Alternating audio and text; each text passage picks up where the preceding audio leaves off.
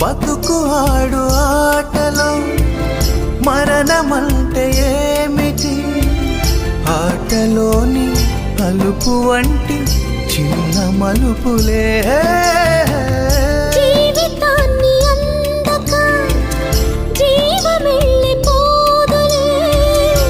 ఆరిపోని అణిగిపోని చిరంజీవిలే.